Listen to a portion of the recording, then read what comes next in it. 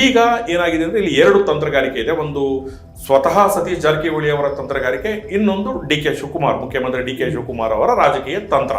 ಈಗ ನೀವೇ ಹೇಳ್ತಿದ್ರಿ ಏನಂದ್ರೆ ಸತೀಶ್ ಜಾರಕಿಹೊಳಿ ಅವರು DCM ಸ್ಥಾನಕ್ಕೆ ಪಟ್ಟ ಹಾಕೋ ಹಿಂದೆ ಡಿ ಕೆ ಶಿವಕುಮಾರ್ ಪ್ರೇರಕ ಶಕ್ತಿಯಾಗಿದ್ದಾರೆ ಅಂತ, ಮತ್ತೊಬ್ಬ ಅಹಿಂದ ನಾಯಕ ಅಂತ ಬಿಂಬಿಸಲಿಕ್ಕೆ ಡಿ ಕೆ ಶಿವಕುಮಾರ್ ಅವರು ಪ್ರಯತ್ನ ನಡೆಸಿದ್ದಾರೆ.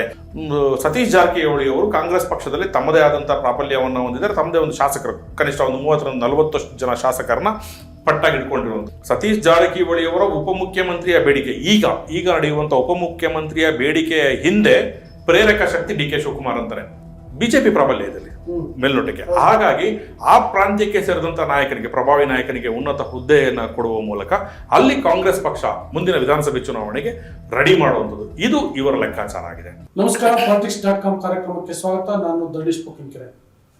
ವೀಕ್ಷಕರೇ, ರಾಜ್ಯ ರಾಜಕಾರಣದಲ್ಲಿ ಈಗ ಇನ್ನೊಂದು ರೀತಿಯ ಕುತೂಹಲಕಾರಿ ಬೆಳವಣಿಗೆ ನಡೀತಾ ಇದೆ.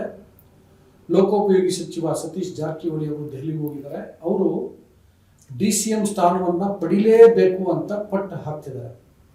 ಯಾಕೆ ಅನ್ನುವಂಥ ಪ್ರಶ್ನೆ ಇದೆ.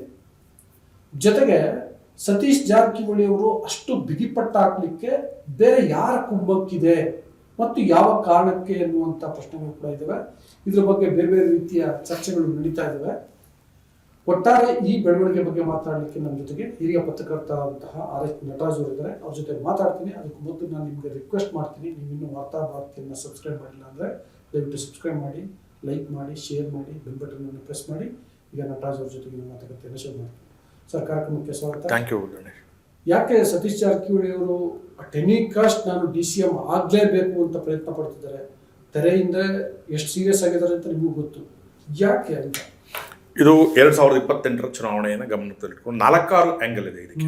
ಅಂದರೆ ಯಾರು ಜಾರಕಿಹೊಳಿ ಅವರು, ಸತೀಶ್ ಜಾರಕಿಹೊಳಿ ಅವರ ಉಪಮುಖ್ಯಮಂತ್ರಿಯ ಪಟ್ಟಿನ ಹಿಂದೆ 4-6 ಅಂಶಗಳಿದೆ. ಒಂದು 2028 ಚುನಾವಣೆ, ಎರಡನೇದು ಕಿತ್ತೂರು ಕರ್ನಾಟಕ ಪ್ರದೇಶಕ್ಕೆ ಸಿಗುವಂಥ ಪ್ರಾತಿನಿಧ್ಯ, ಅಹಿಂದ ನಾಯಕತ್ವ ಮತ್ತು ಪ್ರಾದೇಶಿಕ ಅಸಮತೋಲನ ನಿವಾರಣೆ ಇತ್ಯಾದಿ ಹಲವಾರು ಆಯಾಮಗಳಿವೆ. ಸತೀಶ್ ಜಾರಕಿಹೊಳಿ ಅವರು ಈ ಹಿಂದೆ ಸಿದ್ದರಾಮಯ್ಯ ಅವರು ಮುಖ್ಯಮಂತ್ರಿ ಆಗಿರುವಂತಹ ಸಮಯದಲ್ಲಿ ಅಂದು ಉಪಮುಖ್ಯಮಂತ್ರಿ ಆಗಿದ್ದಂಥ ಡಿ ಕೆ ಶಿವಕುಮಾರ್ ಅವರ ಪ್ರಾಬಲ್ಯವನ್ನು ಕಡಿಮೆ ಮಾಡಬೇಕು ಅನ್ನೋ ದೃಷ್ಟಿಯಿಂದ ಉಪಮುಖ್ಯಮಂತ್ರಿ ಆಗಲಿಕ್ಕೆ ಪ್ರಯತ್ನ ಪಟ್ಟರು. ಅವತ್ತು ಕೂಡ ಅವ್ರ ಜೊತೆಗೆ MB Patil, doctor G Parameshwar ಅವರು, 3 ಜನ. ಅಂದರೆ ದಲಿತ, ಪರಿಶಿಷ್ಟ ವರ್ಗ, ಪರಿಶಿಷ್ಟ ಜಾತಿ, ಪರಿಶಿಷ್ಟ ವರ್ಗ ಮತ್ತು ಒಂದು ಲಿಂಗಾಯತ ಸಮುದಾಯಕ್ಕೆ ಸೇರಬೇಕು ಅಂತ. ಹಾಗಾಗಿ ಇದೊಂದು ಸರ್ಕಾರ ಇದೆಯಲ್ಲ, ಕಾಂಗ್ರೆಸ್ ಪಕ್ಷದ ಸರ್ಕಾರ ಎಲ್ಲರನ್ನೂ ಒಳಗೊಳ್ಳುವಂಥ ಪಕ್ಷ ಆಗಬೇಕು, ಎಲ್ಲರನ್ನೂ ಒಳಗೊಳ್ಳುವಂಥ ಸರ್ಕಾರ ಆಗಬೇಕು ಅಂತ. ಆದರೆ ಬದಲಾದ ಲೆಕ್ಕಾಚಾರದಲ್ಲಿ ಸತೀಶ್ ಜಾರಕಿಹೊಳಿ ಅವರು ಸಿದ್ದರಾಮಯ್ಯ ಅವರ ಕ್ಯಾಂಪಿನಿಂದ ಹೊರಬಂದು ಈಗ ಡಿ ಕೆ ಶಿವಕುಮಾರ್ ಅವರ ಕ್ಯಾಂಪ್ನಲ್ಲಿ ಗುರುತಿಸ್ಕೊಂಡಿದ್ದಾರೆ. ಅದು ಎಲ್ರಿಗೂ ಗೊತ್ತಿರೋದು ಬಹಿರಂಗವಾದಂಥ ಸತ್ಯ. ಈಗ ಏನಾಗಿದೆ ಅಂದರೆ ಇಲ್ಲಿ ಎರಡು ತಂತ್ರಗಾರಿಕೆ ಇದೆ. ಒಂದು ಸ್ವತಃ ಸತೀಶ್ ಜಾರಕಿಹೊಳಿ ಅವರ ತಂತ್ರಗಾರಿಕೆ, ಇನ್ನೊಂದು ಡಿ ಕೆ ಶಿವಕುಮಾರ್, ಮುಖ್ಯಮಂತ್ರಿ ಡಿ ಕೆ ಶಿವಕುಮಾರ್ ಅವರ ರಾಜಕೀಯ ತಂತ್ರ. ಎರಡು ತಂತ್ರ. ಟಾರ್ಗೆಟ್ 2028 ಚುನಾವಣೆ. 2028 ಚುನಾವಣೆಯಲ್ಲಿ ಎಲ್ಲ ಸಮುದಾಯಗಳನ್ನ ಒಟ್ಟಿಗೆ ತಗೊಂಡೋಗ್ಬೇಕು. ಇದರ ನಡುವೆ ಮೌನವಾಗಿರುವಂತಹ ಸಿದ್ದರಾಮಯ್ಯ ಅಹಿಂದ ಸಮಾವೇಶಗಳ ಮೂಲಕ ಮತ್ತೆ ಗರ್ಜನೆಗೆ ರೆಡಿ ಆಗ್ತಾ ಇದ್ದಾರೆ. ಅದಕ್ಕೆ ಚೆಕ್ ಕೊಡಬೇಕಾದ್ರೆ ಮತ್ತೊಬ್ಬ ಅಹಿಂದ ನಾಯಕ, ಸಿದ್ದರಾಮಯ್ಯ ಅವರ ಬಲಗೈ ಬಂಡ ಆಗಿದ್ದಂಥ ಸತೀಶ್ ಜಾರಕಿಹೊಳಿ ಅವರನ್ನು ಉನ್ನತ ಹುದ್ದೆಗೆ ಕೊಂಡೊಯ್ಯುವ ಮೂಲಕ ಅವರನ್ನ ಅಹಿಂದ ನಾಯಕ, ಸಿದ್ದರಾಮಯ್ಯ ಅವರ ವ್ಯಾಕ್ಯೂಮ್ನಲ್ಲಿ ಮತ್ತೊಬ್ಬ ಅಹಿಂದ ನಾಯಕ ಅಂತ ಬಿಂಬಿಸಲಿಕ್ಕೆ ಡಿ ಕೆ ಶಿವಕುಮಾರ್ ಅವರು ಪ್ರಯತ್ನ ನಡೆಸಿದ್ದಾರೆ.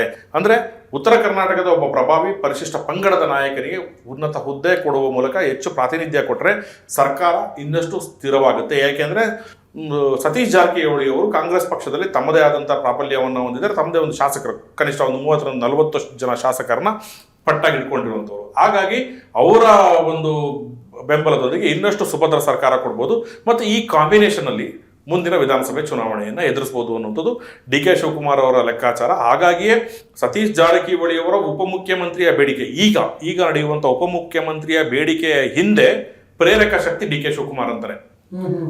ನೀವು ಮೊನ್ನೆ ಒಂದು ವಿದ್ಯಮಾನ ಗಮನಿಸಬಹುದು. ಸ್ವತಃ ಮಾಜಿ ಮುಖ್ಯಮಂತ್ರಿ ಸಿದ್ದರಾಮಯ್ಯ ಅವರೇ ಹೇಳಿದ್ದು, ಈ ಸರ್ಕಾರದಲ್ಲಿ ಪರಮೇಶ್ವರ್ ಅವರನ್ನ ಉಪಮುಖ್ಯಮಂತ್ರಿ ಮಾಡಿದ್ದು ನಾನೇ, ಅಷ್ಟೇ ಅಲ್ಲ ಇನ್ನೊಬ್ಬ ಉಪಮುಖ್ಯಮಂತ್ರಿ ಆ ಹುದ್ದೆ ಇನ್ನೊಬ್ಬರಿಗೆ ಕೊಡ್ಲಿಕ್ಕೆ ಬಿಡಲಿಲ್ಲ, ಏಕೈಕ ಹುದ್ದೆ ಇರಬೇಕು. ಯಾಕೆ ಅಂದ್ರೆ ಒಬ್ಬರೇ ಹುದ್ದೆ ಇದ್ರೆ ಪ್ರಾತಿನಿಧ್ಯ ಹೆಚ್ಚಿರುತ್ತೆ, ದಲಿತ ಸಮುದಾಯಕ್ಕೆ ಸೇರಿದ ನಾಯಕನಿಗೆ ಮಾನ್ಯತೆ ಸಿಗಬೇಕು, ನಂಬರ್ 2 ಇರಬೇಕು ಅನ್ನೋ ಲೆಕ್ಕದಲ್ಲಿ ಅವ್ರನ್ನ ಉಳಿಸಿದ್ದೆ ಅಂತ ಹೇಳಿದ್ದಾರೆ.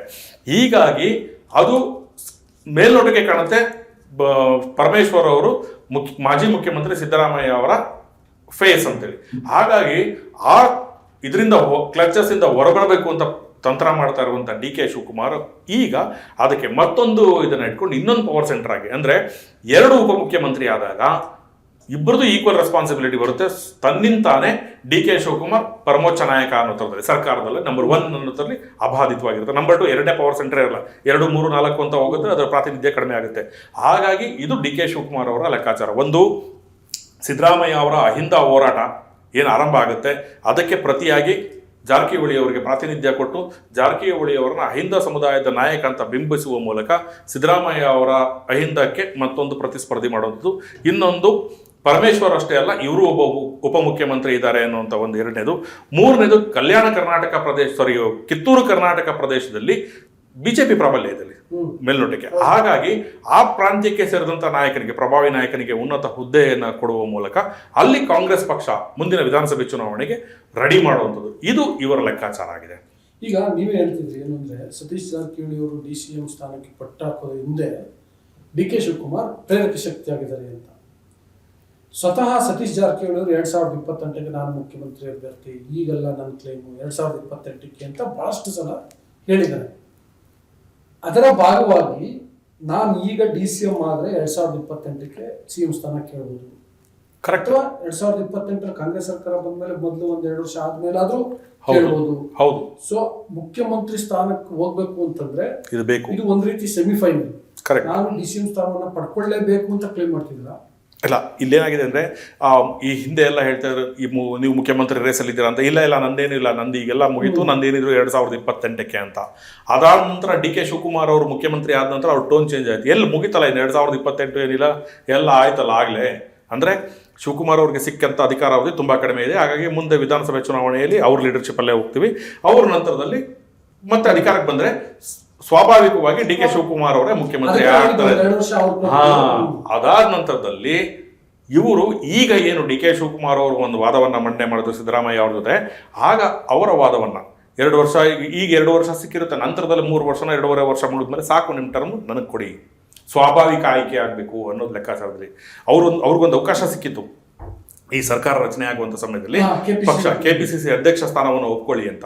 ಆದರೆ ಅವರು ಬೆಳಗಾವಿ ಜಿಲ್ಲೆಯ ರಾಜಕಾರಣವನ್ನು ದೃಷ್ಟಿಯಲ್ಲಿ ಇಟ್ಕೊಂಡು ಬೆಳಗಾವಿಯಲ್ಲಿ ಪ್ರಾಬಲ್ಯವನ್ನು ಹೊಂದಿರಬೇಕು ಅನ್ನೋ ಕಾರಣಕ್ಕಾಗಿ ಎರಡನ್ನೂ ಕೇಳಿದ್ರು, ಮಂತ್ರಿ ಸ್ಥಾನ ಮತ್ತು KPCC ಅಧ್ಯಕ್ಷ ಸ್ಥಾನ. ಆದರೆ ಪಕ್ಷ ಹೇಳಿದ್ದು ಒಬ್ಬರಿಗೆ ಒಂದೇ ಹುದ್ದೆ ಅಂತ ಕಾರಣಕ್ಕಾಗಿ ಅನಿವಾರ್ಯವಾಗಿ ಅವರು ಮಂತ್ರಿ ಸ್ಥಾನವನ್ನು ಕಳ್ಕೊಂಡ್ರು, ಉಳಿಸ್ಕೊಂಡ್ರು. ಹಾಗಾಗಿ ಆಗಿನ ಆ ಲೆಕ್ಕಾಚಾರದ ಹಿಂದೆ 2028ಕ್ಕೆ ನಂಗೆ ಕ್ಲೈಮ್ ಹೋಗೇ ಬಿಡ್ತೇನೋ ಅನ್ನೋ ಥರದಿತ್ತು. ಆ ಕಾರಣಕ್ಕಾಗಿ ಇವರು ಬದಲಾದ ಅವಕಾಶದಲ್ಲಿ ಮುಖ್ಯವಾಹಿನಿಗೆ ಬಂದಿದ್ದಾರೆ. ಹೌದು, 2028 ಚುನಾವಣೆ ಮುಗಿದ ನಂತರ ಅವಕಾಶ ಸಿಕ್ಕಿದರೆ ನಾನು ಕೂಡ ಮುಖ್ಯಮಂತ್ರಿ ಅಂತೇಳಿ ಮುಖ್ಯಮಂತ್ರಿ ಸ್ಥಾನದ ಮೇಲೆ ಟವಲ್ ಹಾಕ್ಲಿಕ್ಕೆ ಈಗ ಉಪಮುಖ್ಯಮಂತ್ರಿ ಸ್ಥಾನಕ್ಕೆ ಪಟ್ಟು ಹಿಡಿದಿದ್ದಾರೆ. ಆ ಕಾರಣಕ್ಕಾಗಿ ಅವರು ದೆಹಲಿಗೆ ಹೋಗಿ ಕಸರತ್ತನ್ನ ಮಾಡ್ತಾ ಇರೋದು, ಮುಖ್ಯಮಂತ್ರಿಗಳ ಬೆಂಬಲವನ್ನು ಪಡ್ಕೊಂಡಿರುವಂಥದ್ದು. ಆ ಲೆಕ್ಕಾಚಾರದಲ್ಲೇ ಒಂದು ತಂತ್ರವನ್ನ ಮಾಡ್ತಾ ಇದ್ದಾರೆ. ನೀವು ಒಂದು ಚರ್ಚೆ ಆಗ್ತಾ ಇತ್ತು ಏನಂದ್ರೆ, ಸತೀಶ್ ಜಾರಕಿಹೊಳಿ ಅವರು ಸಿದ್ದರಾಮಯ್ಯ ಅವರಿಗೆ ಕೈ ಕೊಟ್ಟರು, ಬೆನ್ನಿಗೆ ಚೂರಿ ಹಾಕಿದ್ರು. ಪದ ಒಂದು ಸ್ವಲ್ಪ ಕಟ್ಟು ಅಂತ ಅನ್ನಿಸ್ಬೋದು. ಆ ಥರ ಪದಗಳೆಲ್ಲ ಬಳಸ್ತಾ ಇದ್ರು ಬೇರೆ ಜನ. ಬೆನ್ನಿಗೆ ಚೂರಿ ಹಾಕಿದ್ರು, ಕೈ ಕೊಟ್ಬಿಟ್ರು, ನಿಯತ್ತನ್ನು ಬದಲಾಯಿಸ್ಬಿಟ್ರು, ಸಿದ್ದರಾಮಯ್ಯ ಮಾಡಿ ಸರಿ ಅನ್ನೋ ಪ್ರಶ್ನೆಗಳು ಕೂಡ ಕೇಳಿ ಬಂದಿದ್ವು. ಅದು ಇದ್ರ ಬಗ್ಗೆ ಸಿದ್ದರಾಮಯ್ಯ ಅವರಾಗಲಿ ಸತೀಶ್ ಜಾರಕಿಹೊಳಿ ಅವ್ರಿಗೆ ಏನೂ ಮಾತಾಡಲಿಲ್ಲ. ಈಗ DCM ಸ್ಥಾನಕ್ಕೆ ಡಿ ಕೆ ಶಿವಕುಮಾರ್ ಅವರು ಸತೀಶ್ ಜಾರಕಿಹೊಳಿ ಅವ್ರನ್ನ ಬ್ಯಾಟ್ ಮಾಡ್ತಿರೋದ್ರಿಂದ, ಮತ್ತೆ ನಾನೇ ಪರಮೇಶ್ವರ್ ಅವ್ರನ್ನ DCM ಮಾಡಿದೆ ಅಂತ ಸಿದ್ದರಾಮಯ್ಯ ಹೇಳಿರೋದ್ರಿಂದ, ಸತೀಶ್ ಜಾರಕಿಹೊಳಿ ಅವರು ಡಿ ಕೆ ಶಿವಕುಮಾರ್ DCM ಆಗಲೇಬೇಕು ಅಂತ ತುದಿಗಾಲ ನಿಂತಿರೋದ್ರಿಂದ ನಿಜಕ್ಕೂ ಸಿದ್ದರಾಮಯ್ಯ ಮತ್ತು ಸತೀಶ್ ಜಾರಕಿಹೊಳಿ ನಡುವೆ ಏನೋ ನಡೆದಿದೆ ಅನ್ನೋದಕ್ಕೊಂದು ಒಂದು ಪುಷ್ಟೀಕರಿಸಿದಂಗೆ ಆಯ್ತಲ್ವ? ಖಂಡಿತ. ಈ ನೋಡಿ, ಕಳೆದ ಏನು ಮುಖ್ಯಮಂತ್ರಿ ಅಧಿಕಾರ ಹಸ್ತಾಂತರ ಈ ಚರ್ಚೆ ನಡೀತಾ ಇರುವಂಥ ಸಮಯದಲ್ಲಿ ಪ್ರಬಲವಾಗಿ ಸಿದ್ದರಾಮಯ್ಯ ಅವರ ಜೊತೆ ಸತೀಶ್ ಜಾರಕಿಹೊಳಿ ಅವರು ಆರಂಭಿಕ ದಿನಗಳಲ್ಲಿ ಗುರುತಿಸ್ಕೊಂಡ್ರು. ಆ ನಂತರದಲ್ಲಿ ಕ್ರಮೇಣ ನಿಧಾನವಾಗಿ 1-2-3 ಬಾರಿ ಅಂದಿನ ಉಪಮುಖ್ಯಮಂತ್ರಿ ಆಗಿದ್ದಂಥ ಶಿವಕುಮಾರ್ ಮತ್ತು ಸತೀಶ್ ಜಾರಕಿಹೊಳಿ ಅವರ ನಡುವೆ 2-3 ಸಭೆಗಳು ನಡೆದವು. ಇನ್ನೊಂದು 2-3 ಬಾರಿ ಮಾಜಿ ಸಂಸದ DK ಸುರೇಶ್ ಮತ್ತು ಸತೀಶ್ ಜಾರಕಿಹೊಳಿ ಅವರ ನಡುವೆ ಮಾತುಕತೆಗಳು ನಡೆದವು. ಆ ಮಾತುಕತೆ ನಡೆದ ನಂತರದಲ್ಲಿ ಲೆಕ್ಕಾಚಾರ ಬದಲಾವಣೆ ಆಯಿತು. ಅವರು ಯಾವ್ದು ಸ್ಪಷ್ಟನೆ ಕೊಟ್ಟಿದ್ದವರು KPCC ಅಧ್ಯಕ್ಷರಿದ್ದಾರೆ, KPCC ಅಧ್ಯಕ್ಷರು ತಮ್ಮ ಮಾಜಿ ಸಂಸದ, ಈ ರೀತಿಯಾದಂಥ ಲೆಕ್ಕಾಚಾರ. ನನ್ನ ಕ್ಷೇತ್ರದ ಯಾವುದೋ ಅಭಿವೃದ್ಧಿ ಲೋಕೋಪಯೋಗಿ ಇಲಾಖೆ ಕೆಲಸ ಇತ್ತು ಅಂತೇಳಿ ಸುರೇಶ್ ಅವರು ಹೇಳಿದರು. ಅದಾದ ನಂತರದಲ್ಲಿ ಇವರ ಲಾಯಲ್ಟಿ ಶಿಫ್ಟ್ ಆಯಿತು. ಅದಕ್ಕೊಂದು ಸೂಚ್ಯವಾಗಿ ಹೇಳಿದರು, ಯಾಕೆ ನಿಮ್ಮ ನಿಲುವಿನಲ್ಲಿ ಬದಲಾವಣೆ ಆಯಿತು ಅಂದಾಗ ಒಂದು ಸಣ್ಣ ಉದಾಹರಣೆಯನ್ನು ಕೊಟ್ಟರು ಅವರು. ರೈಲು ತುಂಬಾ ವೇಗವಾಗಿ ಹೋಗ್ತಾ ಇರುತ್ತೆ, ನಾನು ಬೆಳಗಾವಿಗೆ ಹೋಗ್ಬೇಕು. ಒಂದು ವೇಳೆ ಏನಾದ್ರು ಬೆಳಗಾವಿನಲ್ಲಿ ನನಗೆ ಹೋಗ್ತಾ ಇರುವಂತ ಟ್ರೈನ್ ಟೆಲಿಕಾಸ್ಟ್ ಹಿಡಿಲೇಬೇಕು, ನಾನು ಟ್ರೈನ್ ಹಿಡಿಯೋಕೆ ಹೋಗ್ತೀನಿ.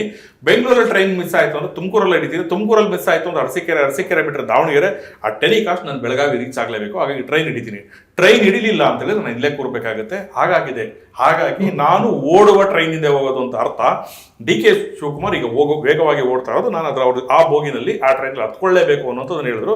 ಹಾಗೆ ಸಿದ್ದರಾಮಯ್ಯ ಅವರು ಮೈಸೂರಲ್ಲಿ ಕೂತ್ಕೊಂಡು ರಾಜಕಾರಣ ಮಾಡ್ತಾ ಇರೋದು, ಕೂತ್ಕೊಳ್ಳಿ ಅಲ್ಲಿನೇ ಅಂದ್ರೆ ನಿಮ್ ಕತೆ ಮುಗಿತಿಲ್ಲ ಮೈಸೂರಲ್ಲಿ ಅನ್ನೋ ಥರದಲ್ಲಿ. ಅದಕ್ಕಾಗಿ ನಾನು ಹೋಗಿ ಯಾಕೆ ಹೋದೆ ಅನ್ನೋದನ್ನು ಹೇಳಿದ್ದಾರೆ.